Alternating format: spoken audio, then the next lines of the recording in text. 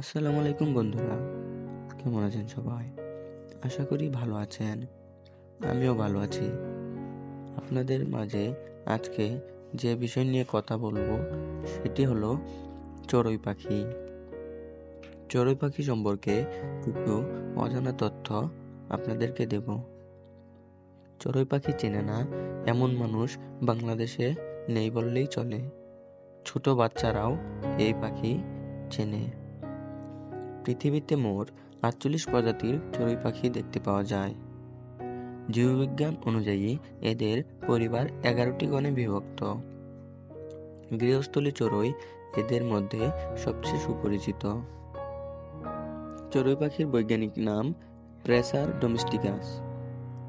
এদের আদি নিবাস ছিল মূলত ইউরেশিয়া ও আফ্রিকা মহাদেশে। তবে বর্তমানে ইউরোপ থেকে গিয়ে জনবসতি স্থাপনের মধ্য দিয়ে এরা উত্তর আমেরিকা, অস্ট্রেলিয়া ও নিউজিল্যান্ডেও ব্যাপকভাবে ছড়িয়ে পড়েছে। চট্টগ্রামের ভাষায় এই পাখির নাম পিয়াইজা কিংবা বারই।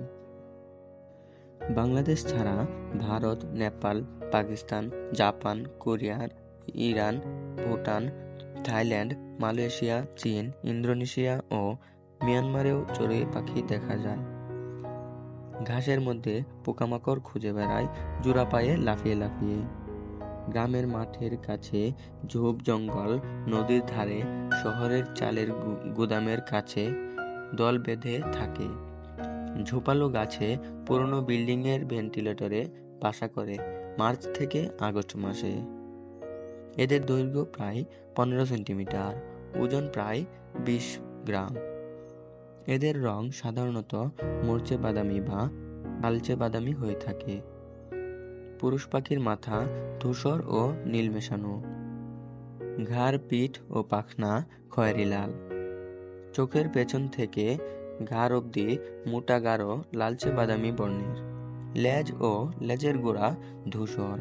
স্ত্রী পাখির রং উপরের দিকে ধূসর বাদামি, তার উপরে কালচে দাগ বা সাদাটে। পুরুষ পাখিটি দেখতে সুন্দর ও সে গান গায় বেশি। মাঝে মাঝে তাদের দুঃখ ভরা মন নিয়ে নিঃসঙ্গভাবে বসে থাকতে দেখা যায়। প্রজনন মৌসুমে চড়ুই পাখি খড়কুটো, কাঠি, শুকনো ঘাস, পালক দিয়ে মানুষের ঘরের কোনায় বা ভেন্টিলেটরে বাসা বানায়।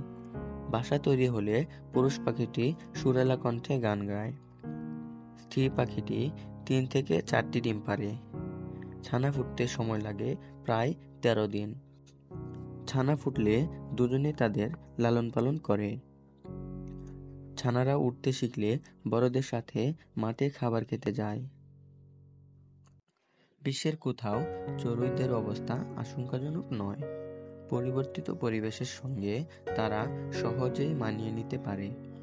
তারপরও প্রকৃতিতে এদের টিকিয়ে রাখতে প্রতি বছর ২০ মার্চ পৃথিবীব্যাপী পালিত হয় বিশ্ব চড়ুই পাখি দিবস।